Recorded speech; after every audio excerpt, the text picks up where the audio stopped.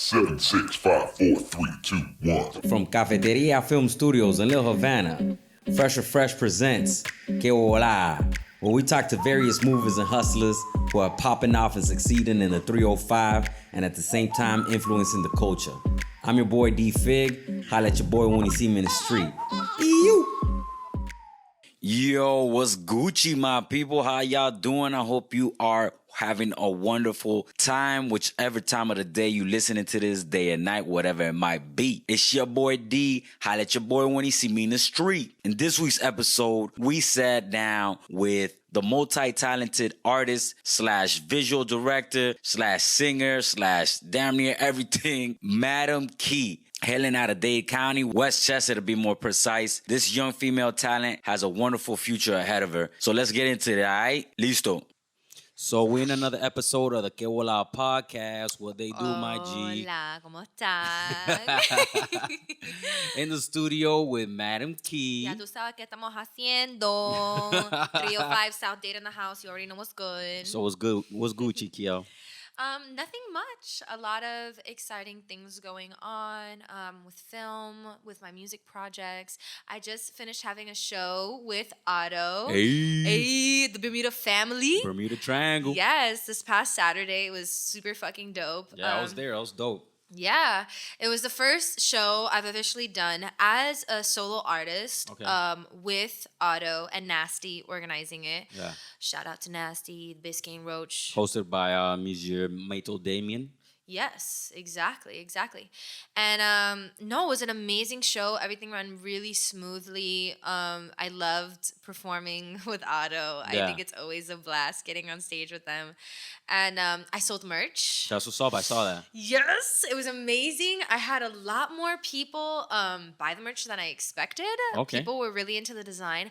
And what I loved about it is that I saw like all different demographics of people. Mm-hmm. Buying the shirts. All right. So it was like I had kind of like the mid-20s females, and then like I had like an older 40-year-old guy. I had like two 40-year-old guys. I don't know who they were buying it for. For their women, for their ladies, or for themselves, for their jevas. Está bien. For las jevitas. Para la jevita, ya tú sabes. You know, great Christmas, great Valentine's Day. Get your Madam Key, merch for Valentine's Day. Where can you get merch for your shit? Do you have like a website? I'm not gonna lie, I've been keeping it on the low because Okay. I've been kind of like, I guess nervous to see how people are gonna like react. Like I haven't put it on an online store or anything, but I saw the reaction so positively from the Otto show that I'm like, we need to make a website. Like this needs to be happening. I had so many friends like internationally as well, or just like out of state from LA, from Berlin, being like, yo, how can I get your fucking shirt, dude? Yeah. And I love it. I love that it's kind of like gender neutral. A lot of the design with the coconut. Yeah, and the comic strip. They're very gender neutral. So I feel like it can suit anybody that likes some badass dope shit. That's what's up, man. So I came into contact with you through my dog, Monsieur Lane Bot. Shout out Lane Bot. Yeah, shout out Lane Bot. You already know, best DJ. He was the one who like introduced me to you and your stuff. He was like, yo, we're gonna have because you came on to our show on Joe Radio. Yeah, for Strange Waves. Yeah. We're just talking about that. So like he was like, yo, we're gonna have Madam Key. And I was like, yo, who's Madam Key? He like put me on. He's like, yo, check this out. I was like, yo, that's dope AF, like mad fucking fresh. Yeah, tú sabes. So and I was like, we interviewed you for Strange Waves. I had to bring you on to Que Bola. So like how'd you start off with your like artistic, like world? Because I was doing a little research on you. Oh God. And I checked out your LinkedIn page, by the way. Oh my God, it's so not updated. Please don't judge me. So like on your LinkedIn page, you got that's a just lot messy. of No, it's not. It's a lot. It's like a couple things there that didn't have to do with anything like artistically, musically related or anything like that. So I was like, wow, this is like a dope background, and then you like jumped into the whole like you want to be an artist and you want to do music and things like that. So like, where did that spring from? Like, is that something that just came out of nowhere? Have you had it in the back of your head? Have you been marinating this mug? What's good? What's good? Yeah, so I think my history is pretty interesting. I would always say that I would definitely say that I'm kind of like a type A personality, and I never liked being limited. I'm 22 years old, by the way, guys. Living super at young. 22. Try my best. Feeling 22. But yeah, so in that time span, I remember I graduated from high school with my AA. Where'd you go to high school? Doral Academy. Doral Academy. Aquí estamos. Doral Performing Arts West and Side. Entertainment, honey. Don't get it twisted. What do you mean? That's what it is? Yes, I swear to God. Well, it's a charter school, so look at your face. You're like, ¿qué es esto? Yeah, I didn't know. I was not. I know a lot of people went to Doral Academy, but I didn't know they had like a magnet program. So they have a separate division for performing arts. Very excellent institution. I would highly recommend for course, orchestra, and TV production, dance. AV, you already know. But yeah, they're performing arts. They put a lot of funding into it, especially since I graduated. They got like a whole new ass building. Yeah. It's amazing. Doral, that ass looks like a mini university. It doesn't even look like a high school. It's crazy. I mean, that's what happens when we got a lot of bread going in. Yeah, them charter schools got, you already know. But charter school advocate 100%. Okay. So you went to Doral. So I went to Doral, graduated with my AA. And then went to school. Because I did university so early, I had a lot of opportunity to kind of get invested in different things. And outside of music, I'm extremely passionate for human rights work. Okay. So that's where you see a lot of like the LinkedIn stuff. Yeah, I was going to ask you about that. Yeah, I don't talk about it too much because I really want to focus on, I guess I don't talk about it in my interviews because that's not when people ask me, People ask me about my music. But it's like part of you. It is part of me. It is part of me. I do my music with a goal of connecting with people on a more intimate level, even though you don't get that from Afiladora, but in the sense of it's not an emotional song. Yeah. But Afiladora has so many cultural references with the purpose of elevating Cuban American culture and giving it kind of its platform from the most ground roots level, which is Westchester, como estamos en mano, Westchester always best in. Exactly. Exactly. Shout out Westchester. Ya tú sabes, hermano, aquí estamos. I love it. I love where I'm from. Yeah. And I think at times, I remember growing up and being in certain ways a little bit not too proud of it because it was kind of like this underrated place that a lot of people didn't know about. Yeah. Compared to South Beach Aventura, whatever, And I remember in middle school, I went to an art school for the first time. I was like this sheltered little Cuban girl. Okay. And then I went to Miami Arts Charter in downtown and I had this fat ass culture shock. Yeah. And nobody knew where the fuck I was from. It wasn't interesting. Yeah. You know what I'm saying? And it was just kind of damn, this weird identity crisis. And then as I've traveled, as you've seen from my LinkedIn, I've been to Nepal and Ghana doing kind of this human rights entrepreneurship work. Yeah. I really saw, I kind of fixed that identity crisis. Okay. And I kind of grown to accept myself and where I'm from. Y que yo soy esa niña de Westchester con cultura, ¿me entiendes? Yeah. So Afiladora was kind of like an ode to that, an ode to where I'm from and highlighting things that a lot of people might not think are so grand and putting it on this grand scale and showing kind of the value in it. Yeah. So, but back to the human rights work and how it's connected to my music. So I got into school and I auditioned for classical voice. That's where my music background, I've been studying since I was 8 years old, piano and classical voice since I was 13. So I went to FSU, had this AA, wanted to do classical voice and human rights, international relations at the same time. But I got an allergy condition. Okay. That did not allow me to continue on the classical voice route. Okay. And that was pretty difficult for me at first. That was before I really started traveling because I was like, okay, I'm going to do this music stuff. And I wasn't planning on traveling too much, which is what you see a lot of in terms of my international relations resume. Yeah. But after I couldn't continue the classical voice training, I had all this time open up. And I'm like, am I just going to be this lame ass IR major and not do anything or at least make something out of that. Yeah. So that's why I really started traveling. I wanted to see the world. I wanted to gain perspective. So in 2016, that's when I went to Ghana. 2017, I went to Nepal. 2018, I went to Eastern Europe and the Czech Republic. By the way, I did not have mommy and daddy supporting me and funding this. Para que lo saben. Yeah. I got a lot of scholarships and I got a lot of different fellowships, opportunities in order to fund this. A little help here, but not like, just that. And I never was traveling with the purpose of just being a tourist. Okay. I always traveled with the purpose of learning something from the culture that I was immersing in and providing them as much knowledge or as much help or whatever in any way as they were providing me. So like when I was going to Prague, I was studying human rights violations and genocide in the 20th century. When I was in Ghana, I was doing sustainability work with the women of a local village that I was working in. In Nepal, I was a research developer for a marketplace that they were trying to make for the nonprofit that I was working with. So after going to all these places and trying different things. I mean, I even interned in the state capitol for like a semester. And I was like, yeah, in Tally. And I was like, maybe I can get into this. But for me, I always felt like I stood out. What do you mean by that? Like, bruh, I could be behind that desk working for that representative and you still gonna know I'm an artist. You still gonna know I'm different. You still gonna know I'm weird. Like there are certain things about my personality and how I express myself and how I really wanted to express myself that I knew I couldn't do through the conventional political avenue or like... You felt like bottled in. Yeah, you know what I'm saying? And then, even when I would go on these trips... Todo el mundo sabía que yo era cantante. Yeah. Todo el mundo sabía que yo era artista. Yeah. Porque I couldn't hide it. You know what I'm saying?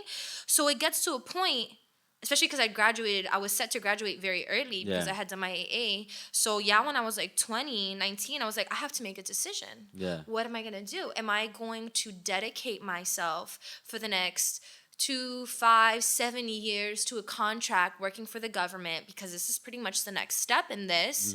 And I'm passionate about this. I'm passionate about promoting sustainability. I'm passionate about human rights work and helping people, but am I going to devote myself to this or am I going to try to do what I've always dreamed of and aspired of, which I have the talent to do because if any situation I'm in, people can tell that I'm an artist. People can tell that I'm a vocalist and love what I do. Why can't I give myself that opportunity? Yeah. And that's what I wanted to do. So I graduated school early. I was supposed to graduate after 2 years with the AA, but I had added an extra year just doing classes online and spreading things out a little bit. Yeah. But yeah, as of 2 years ago, I moved back to Miami. I fully dedicated myself to my art.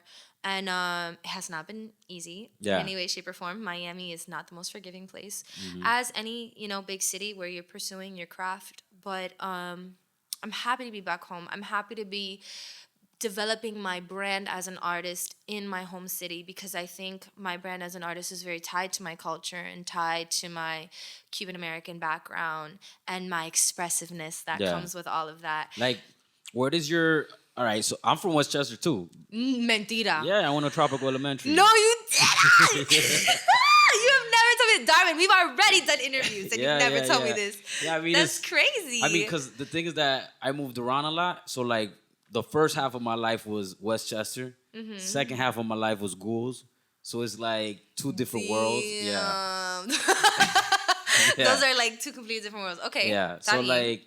Hurricane Andrew was the thing that separated it. Like after Andrew, I got kicked out of not me, but my family got basically price gouged out of Westchester. And then we had to like move down south and like Richmond Heights and Ghouls was like the most affordable place. You know what I mean? Find. Yeah. I understand what you're talking about. The whole Westchester being like, just like considered like a sleepy town. Like, it's just considered like a sleepy town. You know what I'm saying? Lleno de viejos. Yeah, exactly. No necesariamente una cosa que...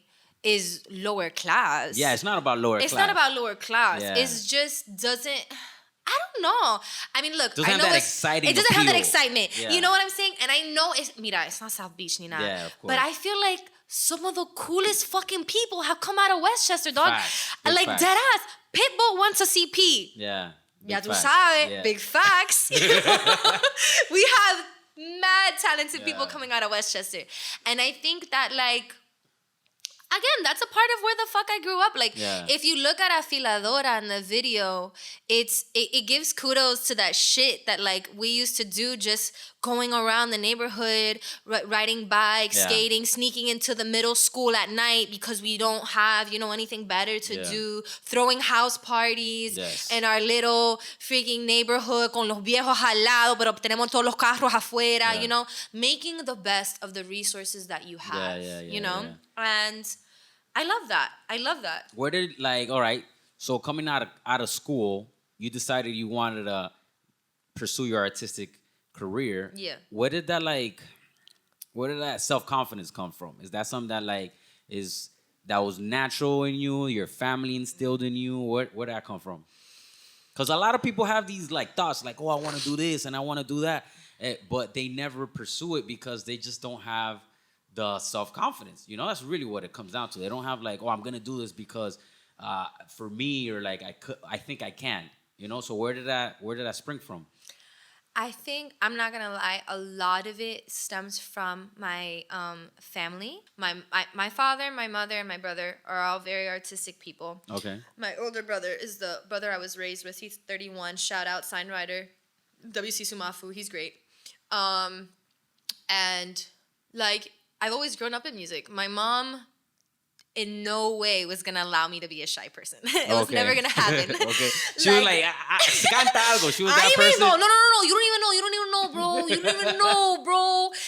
Any family function, any public event, it was ay, vete. ¿Dónde está? Where's the stage? Yeah. You're standing on it and you're singing on it. You're dancing, singing something. You know what I'm saying? It was never an option for me to kind of be introverted. And that's still not to say that as an adult, I could have had a choice to be nah, this isn't for me, because you always have that choice. But I think being raised like that made it so that I was comfortable and I find comfort in being uncomfortable.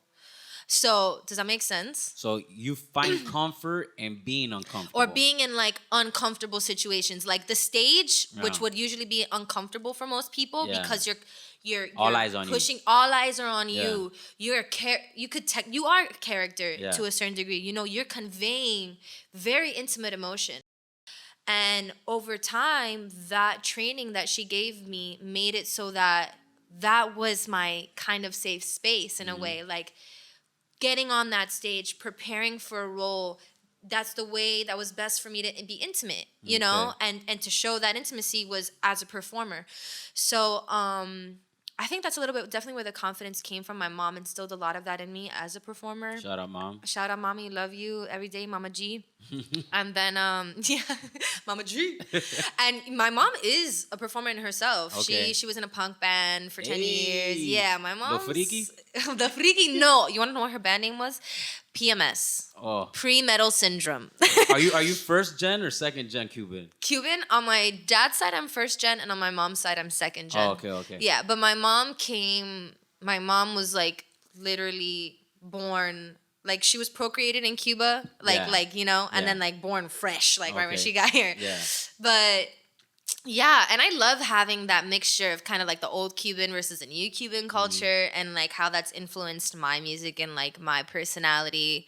I think it's a beautiful blend of understanding because Cuban culture definitely has, I would say, shifted over time with everything. So having a good perspective of both is awesome. And yeah, so part of that's from my mom being a performer. My father also raps. So my father raps, and my dad loves to write. My dad He raps in Spanish or in English? Yeah, como no, ya tú sabes, mamá, no, aquí no tenemos ningún inglés en nuestra casa, okay? Yeah. I want to hear your dad's mixtape. No, I got you. It's coming out. 2020. You gotta feature him on a song, yo. No, it's gonna happen. Don't worry. I got you guys. But yeah, and on my dad's side, you're I'm dead. That's just crazy. My dad raps. No, I'm not even gonna lie. Me and my dad didn't always necessarily have the best relationship growing up. Mi papá es un balsero, puro, de 94, y ya tú sabes cómo son las cosas, okay? Pero I did find out that he was still super into the rapping when I was 18, 19. I was like, papi, I love you. This is great. Sigue pa'lante. He's great. And then, yeah, once I got out of college, my brother is a sound engineer and audio engineer. He studied at SAE Institute. Shout out SAE. Fabulous place to learn production and engineering here in South Florida if you want to get involved. We were in a band at the time when I first moved down to Miami. We were in a band. I was in a band with him and two other individuals, Thomas and Orly, great musicians. We started that when I was 16. What you mean, Tom? No, not Tom Tom, though I love Tom Tom. Shout out Tom Tom, Yeah, best shout out producer Tom Tom. ever. I was about to say. Tom Tom is life. That was my Tom Tom dog. is so dope. Shout out He Tom did. Tom. Me and him collaborated in one of my most recent singles that I'm. Oh, for real? Yeah, it's called Despojo. All right. Despojo gonna be out. Working on a music video. When you dropping that? I'm not giving exact dates, honey. Okay. But we're shooting for the beginning of March. Okay. And I think that is definitely where it's going because everything is on track so far. And I'm very excited. But yeah, we worked on that track together, Thomas and I. It's like I would say, Bali funk fusion kind of track. And we've gotten great feedback from it recently. But no, the Thomas I'm talking about is another instrumentalist. Yeah, so now we were in that band since I was 16, and I came back to try to get the band going, keep it going, and see where we could take it now that school was out of the picture. Yeah. But things just kind of fell through. People, go their own ways. And then my brother really was supporting me in like my own solo career, at least more. We did Afiladora together. We produced it together. But I was reading, it took you guys like a year? I don't know where did you read that? Did you read that in the article? I read it on an article on Jitney now. Jitney, yeah. It did not take us, yeah, it's fine. It did not take us a year to do the song. It took us, I would say, production-wise, to produce the whole instrumental, which was like a 5-minute song, by the way, guys. The whole song? The whole song, I would say around like 6 months. Okay. But also, that was a heavy trial and error. And that was like my first, I would say, experience at coordinating the entire production of a song from start to finish, like mixing and mastering. We had to like remix and remaster it several times, like 6 or 7 times. Yeah, are you like a perfectionist? Oh, absolutely. Yeah, like I was like, that mix is not absolutely. a good. Absolutely, honey. Look at it. I ain't gonna front. I ain't gonna front. It's true, dog. We here for it. Yes, but I also, I think it was definitely a learning process. Like, I did not record the vocals in the order that I should have recorded them. Yeah. I learned so much from that. But the song came out great. Okay. And like my turnover time since that song has definitely improved. So, now I'm at the point of like finishing tracking and producing a song within like 48 hours and then like leaving it to mix. You learn, dog. Esto no es una cosa fácil, compadre. Yeah. You already know, esto no es una cosa fácil. Yeah. And when you don't have somebody doing it for you, you know what I'm saying? There's a lot of artists that get money thrown at them because they're just big personalities. That guy that goes viral from a fight video or from doing something stupid, and then he decides, oh, now I'm viral, so I'm gonna pay people to do my shit for me, and now everything's easy.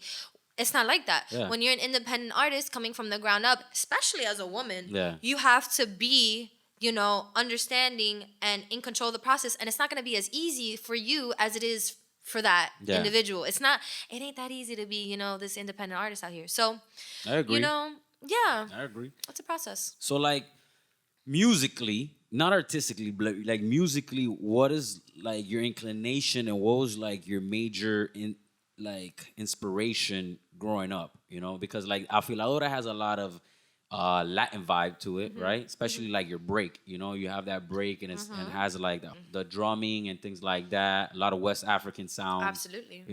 So like growing up, what was it that you were listening to that influenced you? Well, growing up, I would say the genre of music that really influenced me more than anything to start is like soul and jazz. Soul and jazz? Which I know is very weird. Soul, jazz, and I would say like, I don't know what, like, ¿cómo está? I'm having a brain fart now because I'm thinking of Celia Cruz. I don't mean Celia Cruz, I mean La Lupe. Okay. Which La Lupe is like like traditional Spanish vocalist, female vocalist. I don't know if that's Spanish soul necessarily, but like old Cuban music, like big Cuban female vocalists and English ones as well. That combination of that, like big powerful voice women have always highly influenced me and were like the big inspiration for me to get into singing in general. And then also, like, old school rap. I've always loved old school rap. Biggie, freaking, oh my God, I don't know what I'm saying. Biggie, Drake, De La Soul, De La Soul. Quest, Okay. everything. You know what I'm saying? That shit's always kind of been there. Because like I said, my dad raps. It just took me a long time to get confidence in rapping. Because for a while, okay. and yeah, it took me a long time to get confidence in that. I think I really started delving into that, the rapping more, because I always loved it. Yeah. But I never felt confident in it until I was doing the band. And then there were certain songs in the band that they're like, yo, we want you to spit some bars. And I'm just like, me? What? Are you sure? And then I did some, I think it was like, we did like the Fresh Prince of Bel-Air thing, whatever. Yeah. And then people were like, yo, I love your attitude. I love your Yeah. energy. And I was like, okay. And then I just started writing because I've always written.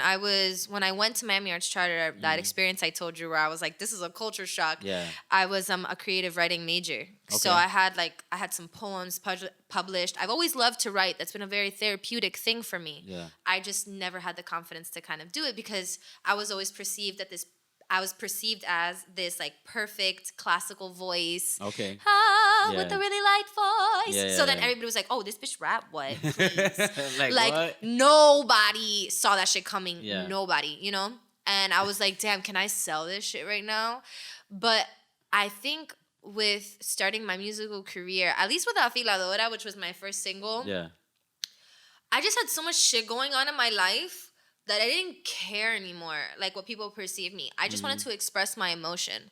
And if that was gonna be expressed through rap or if that was gonna be expressed through my Latin culture or whatever, that's what was gonna happen. Because I just wanted to make this fucking statement. I feel you. And that's what happened. But yeah, with musical influences, like early on, I would say, yeah, it was that soul, Etta James, Amy Winehouse. You know, Big. Adele's a little bit more modern. Yeah. Mama Cass. So many different kinds of artists that you could think of. And yeah, just like very, I would say, female empowerment based type of energy that I've always wanted to carry throughout my music. Just like very raw, honest, frank lyrics.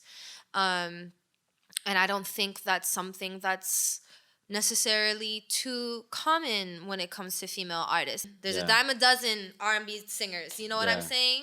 That'll talk about, ay, él me dejó, y esto y lo otro, y pa' qué eso me va a hacer diferente, ¿me entiendes? Coming out with a track like Afiladora, everyone's like, who the fuck is this? You know what I'm saying? And damn, that statement though, that's some real ass shit you're talking about. You know what I'm saying? Yeah. So that's what I wanted to do. But I think moving forward with my project and with the more songs that I release, you guys are definitely going to see more of like the R&B soul singing melodic influence, because that is definitely at the heart of my musical inspirations and what I like to do. I love rapping, and that's always going to be a part of it, because I think with rapping, it gives me more room to be very clear with the message I'm trying to send. Yeah. You know what I'm saying? Straight to the point. Very to the point, very literal. And there's some times that I want to express things like that.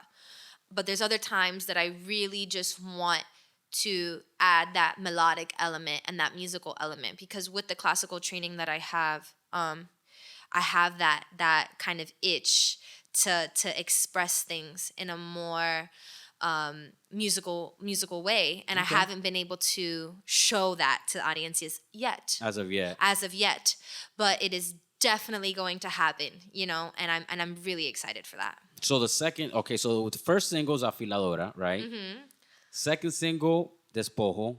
Both of these are in Spanish tracks, right? No, you don't entiendo. A lot of my titles are in Spanish. I have another. I don't want to give too much, dog. Whatever. It's like, hey, come on, bro. You got to give it to the Que Bola podcast. I can't. No, it's because Que then somebody Bola podcast. Pero después, alguien lo va a coger. I'm seeing all of you.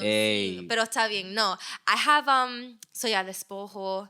And then there's definitely some English tracks. There's another one in Spanish called No, Nova. but the songs are in English. They're like English and Spanish. They're like Spanglish. Everything is Spanglish so far. Okay. Everything. All and right. I don't know how that's happened so far. Yeah, that's what I was going to get to. Like, so the Spanish track. Damn, I just cut myself short because I'm like, I don't know.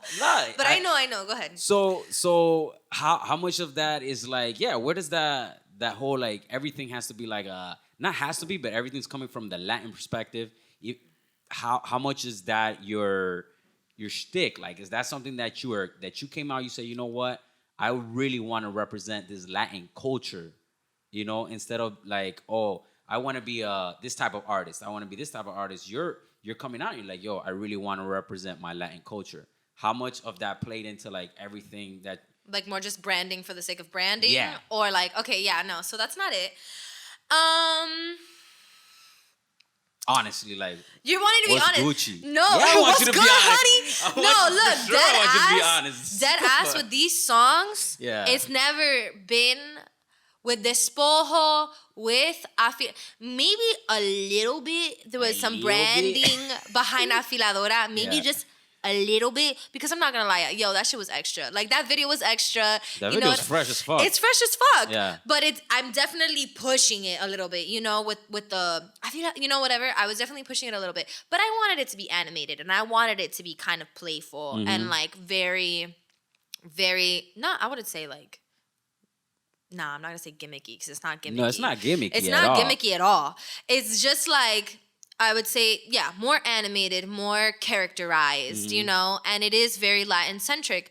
But I would say that no, dude, that's just como yo me siento. So that's just like you're naturally like coming through and you're like, this is how I feel. Dog, that ass Despojo I wrote like pretty easily, and like I had been feeling like that. Like the purpose, the idea behind Despojo, little teaser, the idea behind Despojo is to kind of like cleanse that as a woman, you might need to cleanse yourself of the competitive, patriarchal, subconscious tendencies that we have as women. No, that's deep as fuck, my dog. To kind of like make this like who's the main girl thing, and I hate that shit. Okay. I've literally gone into like these social settings where I'm being super genuine and super nice, and I have no malintent or no, you know, no bad vibes, and girls just make me the enemy. Like I have no bad agenda. Yeah. And because there's some kind of threatening aspect, because I'm so outspoken or whatever,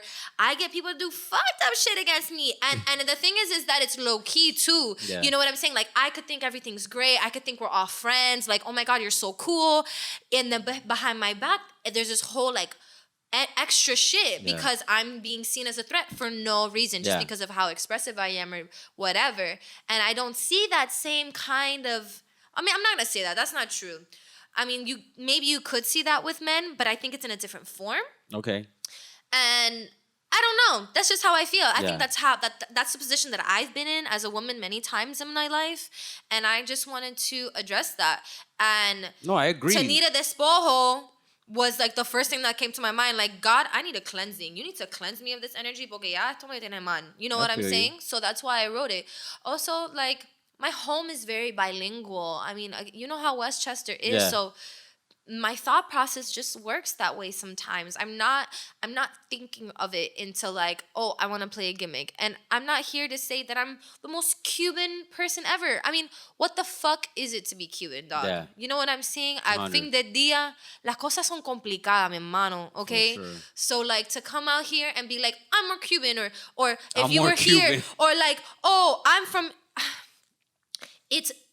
you can't take away from anybody's culture. You know what I'm saying? Yeah. Old school versus new school versus on the island versus from Miami. Yeah. You can't take away from what I have been raised with. You can't take away from my bilingual. You can't take away from my experience. Exactly. And I'm proud of my experience. I love my experience. And I'm going to show it. And that's what I do in my music. So here we are. That's Gucci, man. I mean, I completely agree with that. It's a lot of different... In the scene, it always has to be like, it seems like there always has to be like one female artist, and like there can't be more female artists at the same. I don't understand why. Like, that's just kind of the way it was set up. You know what I'm saying? To be honest with you, and it does 100%. Suck. That's whack as fuck. Like, it's whack as there's fuck. Not only like one male artist. It's literally like a group. You're always looking at, you know, like, let's look at Young Money. Let's look at Young Money. Yeah. Who's the Nicki? Yeah. We can't have another Nicki. Exactly. There's only one Nicki. Yeah. Only one Nicki. Yeah. Pero después hay 7 otras personas, they're all men. Yeah. You know what I'm saying? And I'm just not here for it. I'm not here for it. And you know, and I've also had feedback in a way that kind of notion might be like anti-women. You know, like, oh, you're making it seem like all women are competitive and hate each other and you're making it look back. And I'm like, no, I'm talking about something that's real, something that's been there that I've experienced as the weird girl or like whatever, being isolated. And I'm just being genuine about that experience. And I'm not saying that everything is like that, you know, because I do have my own tribe of beautiful women that you will see in the Despojo video. Hey, shout out the tribe. Yes, the tribe, you already know. and they're not like that. They are very open to collaboration. They're very open to supporting each other and helping us as artists or as just women in general, you know what I'm saying? But it was something that as I was writing the song, I felt like I was experiencing, and so I talked about it. And I don't think there's anything wrong with that. I feel you. That's what's up. Yeah. So like the song came out, you did the music video. First of all, who shot that music video? Afiladora? Yeah. Afiladora, Mighty Cloud, Claudio Zelaya. How are you, Claudio? Shout out, Mike Cloud.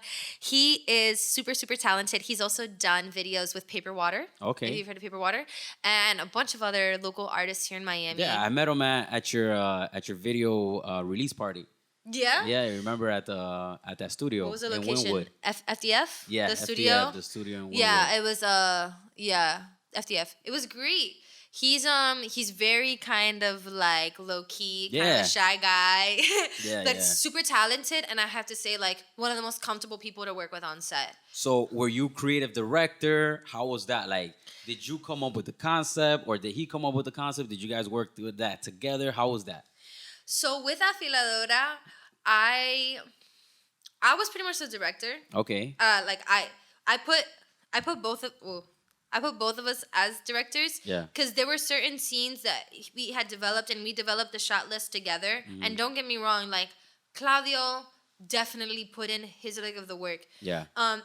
But definitely in terms of the conceptualization of the video, and kind of what needs to be there and what's not, and like who makes the final decisions, I would say that was me. Okay. I had an excessively clear vision for Afiladora, and I wanted it to be executed. I know that I wanted to have that party scene. I know that I wanted to have the Afiladora femme gang, you know, riding around the neighborhood. I wanted the Afiladora truck there. I wanted the cars in front of the fucking house, 7 cars, like all those things. I wanted the in-between drumming scene outside with the bed and the tikis and the dancer. Like, I was like head producer. I was executive producer. Okay. So I was the casting agent. I casted everybody. I was wardrobe. I got the wardrobe for everybody. So like, it was not yes, it was not easy. It was definitely a homegrown effort. Yeah.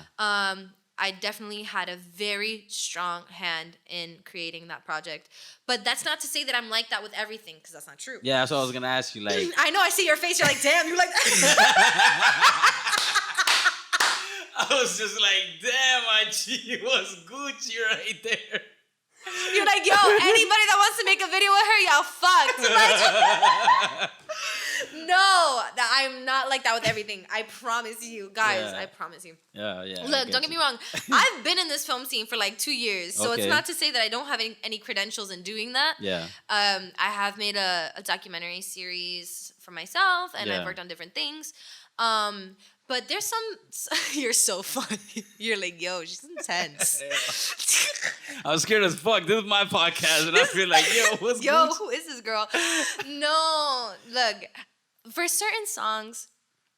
No, it's your art. You get the right to do that, though. That's the thing. It's like, the thing that's crazy for me is the disconnect. I think it's crazy for me to think that there are artists out there that have no, like musicians, that have no input or no understanding of the video content that they're releasing. Yeah, their visuals. That shit trips me the fuck out. Yeah. Because I'm like, what?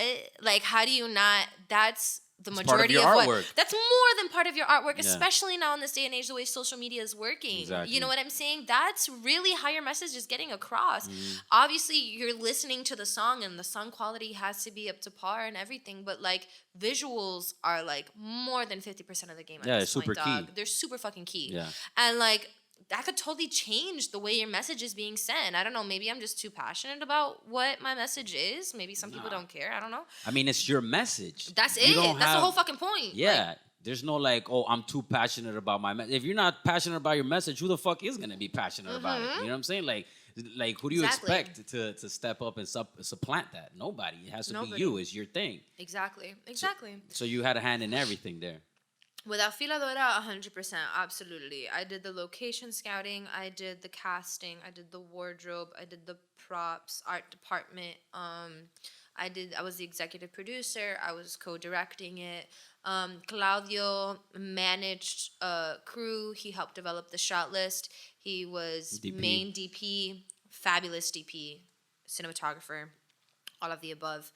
AD as well, making sure everything was staying on track because being all of those things plus the performer, it was very difficult for me. And he made sure everything was happening. He made sure all the non-disclosure forms, NDAs were being signed. He was fabulous. But moving forward, I have a lot of songs that I don't necessarily have a vision for. Okay. That I love the song, but like I don't have a visual storyline to give. One of the most recent songs I wrote, not gonna say the title. All right. Because I'm like, too much information disclosed at this point. I'm scared someone will take it. But yes, I love this fucking song. I don't know. I got so into making the song and I listened to the song over and over again, but I no tengo una visión. And I want to give it to a director. I want to give it to somebody to be like, yo, I'll throw bro. my hat in there just in case. You know, if you're looking for directors, If right? I'm looking for I got you. No, for real. I'm definitely gonna be looking for that for this song, and yeah. So it just depends, you know. Sometimes I'll be that, but I think as a person, I know when to. You can't do everything. You know what I'm saying? You can't be 100% the best person for everything, and you have to accept that, you know, and understand that, and with something delegate properly. And delegate properly. I mean, I think that's the most important thing as a leader in general is to know when to kind of step aside, give the floor to somebody else that has that specialty or has the vision if you don't, and let that happen. So yeah, moving forward, I'm not gonna be so with everything. I mean, I think Despojo also, I'm pretty involved. I've always had a very strong vision for that, but like I have plenty of other songs that I don't have necessarily a strong vision for, that I want somebody to just look at me and be like, okay, I'm gonna make you do this and this, and I'm like, awesome. That's what's up. So like, yeah. What is your home studio? Where do you record? Where does the magic happen? Yes. Okay. So I think I've developed a network over time, you know, because you got to do what you got to do when you're an independent artist and you're starting off. So I do have a home studio in my house. Again, my brother does assist me a lot in that. Yo, I'm not going to lie, guys. I got to get on my production game. We're working on it, and my engineering game. But you can only learn so fucking much. You know what I'm saying? Like, I do want to get to the point where I can just, like, track, produce everything, home, one-stop shop. And I'm getting close to that. But, you know, my brother is there as a resource, and we have this home studio, and we do work very well together. So at the home studio at the house, if that's not the best option for whatever reason, I work with Tom Tom. Okay. There you go. At his Despojo home studio? at his home studio. You already know. Studio. You've been there? Yeah. With everybody? With Pat? Yeah. Y todo mundo? Peoples. Yo, I'm dead. Yeah, Yo, my dogs. chillest place. Tom Tom's dope. Chillest place. That is great. Even though he's moving. He's moving up north. They're moving. Yeah, they were telling me about that because... I mean, that place is, that house is dope. I told him so many times, I was like, yo, I want to shoot a video at your crib. It's a trip, dog. Imagine having like a house party home, like a video of a house party in there.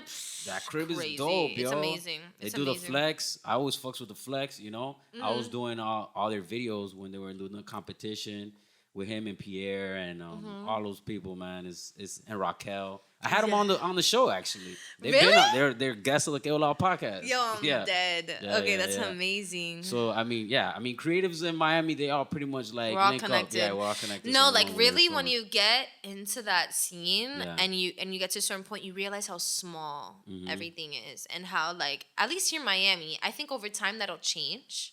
But for now, it is a pretty close knit community, and so yeah. So Tom's studio, my home studio. I also have another producer. Shout out to Xavier, Professor X. He's dope. He has a little home studio that I cook up at. I've also tracked at Circle House at times, All right. but that's been working with producers that are already making sessions there. I don't go out of my way to book, time at Circle House because it's a little bit expensive. I also want to shout out Khalil. My bad. Khalil, shout out Khalil, you the best. Yeah. For real, Yeah, he's yeah, amazing. yeah. He's a fabulous producer, drummer extraordinaire, Yeah. all of the above. Super dope people, Yeah. And So like Yeah. when you do your performances, I saw you perform this weekend at Church Hills. That was dope performance, by the way. You were on stage by yourself, right? So it's like a little nerve wracking. At least yeah. from my perspective, I'm like, yo, I go up there by my lonesome. I'm gonna be like, you know what I mean? Like, how do you psych yourself up? How do you get ready to provide a dope performance to the audience? I think everything's different depending on genre. Again, Okay. I've been performing majority of my life. Oh, so classical. Yeah, I think it just depends. Like, well, no, tampoco así. I did a lot of musical theater, and I did a lot of choir shit, and then performing in the band and everything. So everything has its own kind of structure that you figure Vibe. out over time, its own vibe. For now, I've had a lot of feedback where people are like, yo, you need some dancers. And I'm like, shit, you're kind of right. I've just never been performing solo like that Yeah. I'm like, okay, maybe I need to, I've never thought of that. But I think that's something that I definitely want to delve into for the future. But preparing for my shows thus far, I don't know, man. Yo soy una fucking loca. So I you're don't like ready to know. go. No, what I do, I'm not gonna lie. What I do every time, and everybody's different. I'm not, I'm not necessarily pushing religion or Yeah. anything on this podcast. But something I've always done since I was younger is that I'll, go to a bathroom or go to any like private place, and I'll pray. I was raised Catholic, but again, guys, I believe a lot in Buddhism and different things. But what brings me comfort is I pray a little bit. I could do like an Our Lord's Prayer, whatever. And then all I ask is that the universe allows my ancestors and my angels to sing through me. Just Okay. use me as kind of a vessel. Use me as, for the universe to kind of just use me as a mouthpiece. And I really center in on that. And then after that, I feel fine. And I know that's the weirdest fucking thing. No. But like, I've been doing that since I was like early high school, early middle school. Where both of my grandmothers, like my grandmother from Cuba on my dad's side and my great grandmother on my mom's side, were vocalists. Okay. And they loved to sing. Everybody knew it. So I don't know, maybe I get a little bit of comfort in my head when I'm just like, this isn't me, this is them. Yeah. And do what you want. Okay. Yeah. I guess that helps me like dissociate Yeah. to be able to just let everything go on the stage. Everybody has their own process. But yeah, so if there's something that I do every time to Yeah. like really get me in game and like help me like shift, that's what I have to do. And if I don't do it, I get anxiety. Okay. Yeah, like if I don't do it, I'm like, fuck, something's missing, something's wrong, Yeah. like it's not happening. Yeah, that's your process. Yeah, you know what I'm saying? So I have to just like find a little place, do that, and then I'm good to go. All right. And like, okay, so like if people wanted to collab with you, are you open for collabs? How do you approach that? I mean, collabs are very, how could I put it? Like, yeah, collabs are, sometimes they're dope. Sometimes and they're dope. sometimes they're just not dope.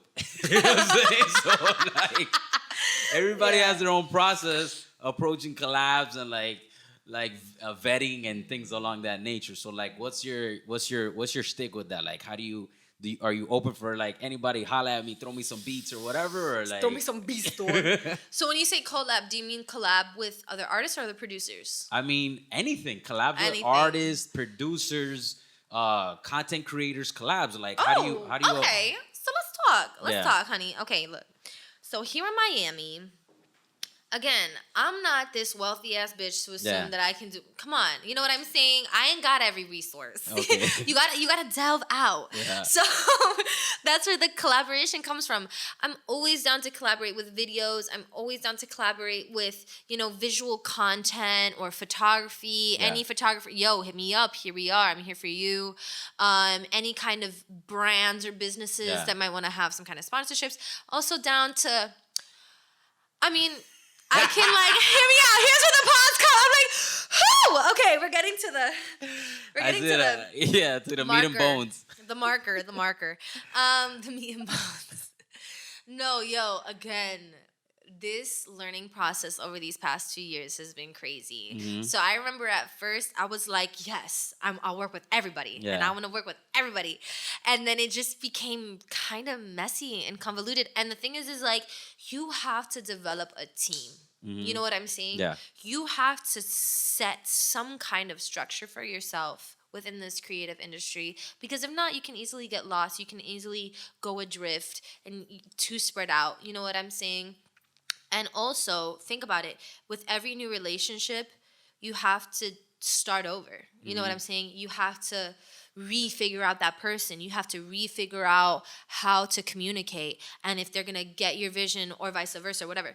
So once you find somebody or you find your tribe of people that get it, and like you guys are there and you guys have figured out all the kinks and how to communicate and how to express yourselves creatively and both structurally, don't let go of that and nurture that and try to just put a lot of your energy into that. So I'm not saying I only have one producer. I have several producers. And I'm not saying I wouldn't want to work with more producers in the future. But at least right now, or in general, you should make an effort to kind of focus and hone in and narrow and just figure out what your team is. What did Drake say? No new friends, friends, no. And I really understand that over time because it's hard, dude. You exert so much energy in starting over every fucking time. And like, that's time that you don't have necessarily. You know what I'm saying? So am I 100% opposed? Look, at least when it comes to collaborating with artists right now, like other musicians and like us being on a track, I'm sorry, but at least like now with my project, I just kind of want to do a solo project. So I'm not looking for anybody to like feature with as of now. Later on, I have no issues. Like how I was saying, specialty. If you're an artist that can complement a genre that I really want to fuck with, and you have that aesthetic that I can't execute, I'm not gonna sit here and pretend I can fucking execute it. You know. But what did Pitbull say?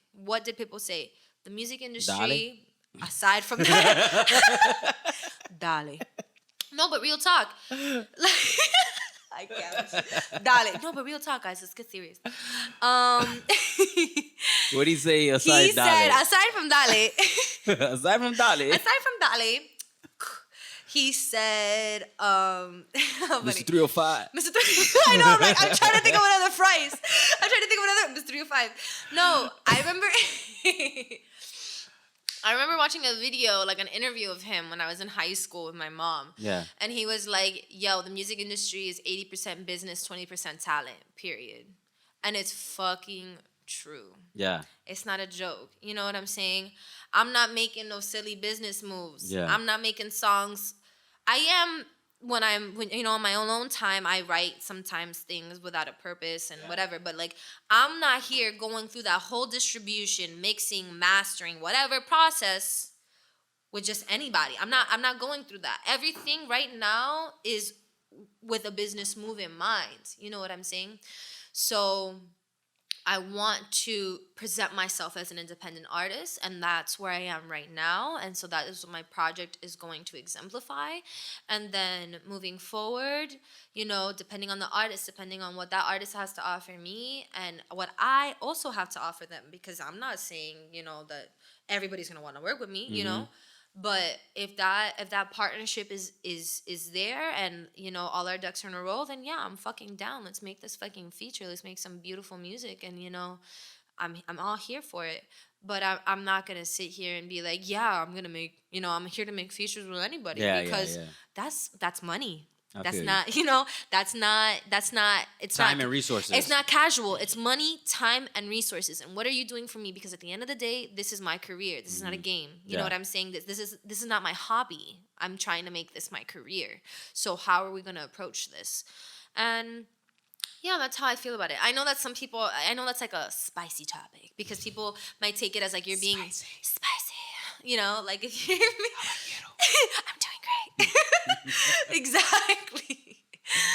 But yeah, man. So I mean, you got to do how you. you got to do what you got to do. Exactly. And deadass, look, as a woman, it's even fucking harder. Yeah. It's not a joke out here. So if I have to be more assertive than the average Joe to make that clear, so be it. You know what I'm saying? But it is what it is, and you got to do what you got to do. So yeah, that's what's up. So like, if people wanted to hear your music and watch your videos and try to get some of that merch, what's the easiest way for them to contact you, find your stuff? Yes, God. So right now, go on IG, go to that DM. If you want to talk to me personally, slide in my DM. Don't know if I'm gonna respond or not, because I'm backed up, but my DMs is backed up. But for sure, Instagram is definitely the way to go. At Madam Key? Yes, at MADAMEKI _. Again, MADAMEKI _. Everything's pretty much posted up there. I have a link tree to everything, all the videos, all the interviews. All the interviews that I have so far. And yeah. And again, things are going to be developing themselves. Things are going to be growing and organizing themselves. And I'm really excited. I'm excited to show everybody what I have. And I'm excited to see your career flourish and blossom, man. Like, you massively talented. For reals, like, since the first time I seen you do your thing and you came on to the Strange Waves radio show, I was like super taken aback. Like, yo, you really about your thing. You know what I'm saying?